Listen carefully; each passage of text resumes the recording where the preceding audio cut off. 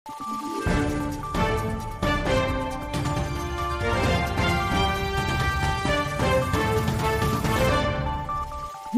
araw, Pilipinas! Ito ang Valiente News hatid sa inyo ng Office of the Vice President.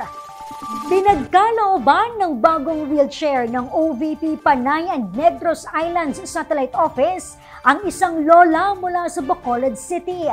Ang kanyang kwento, saksihan natin sa ulat ni Jera Gomez. Hirap nang makalakad ang senior citizen na si Lola Montserrat ng Bacolod City sa Negros Occidental matapos maaksidente sa kanilang tahanan noong 2024. Dahil dito, sumailalim sa operasyon ang Lola. Ang pag-opera ko, may maintenance eh. Kahirap. Daw mo lagid eh.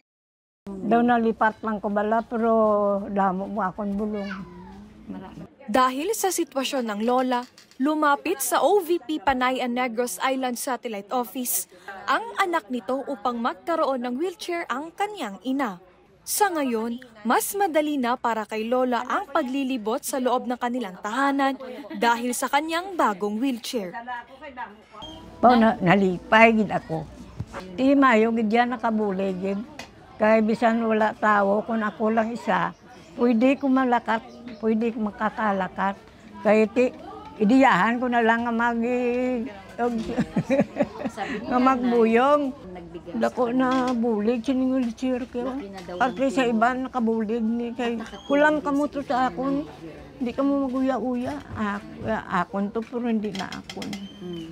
Kwento ng Lola, ipinapahiram niya rin ang kanyang wheelchair sa kanilang mga kapitbahay tuwing pupunta sa ospital upang magpasuri. Mula rito sa Bacolod City, ako po si Jera Gomez. Lahat para sa Diyos, bayan at pamilyang Pilipino. Valiente News. Bilang ng mga pinagkalooban ng wheelchair ng OVP Panay and Negros Islands Satellite Office noong 2024, umabot sa 100. Mensahe ng pasasalamat para sa OVP, bumuhos. Yan at marami pang mga balita ang dapat abangan dito lamang sa Valiente News. Ako si Claudette Loreto para sa makabuluhan, naninindigan at matapang na mga ulat at impormasyon. Maraming salamat!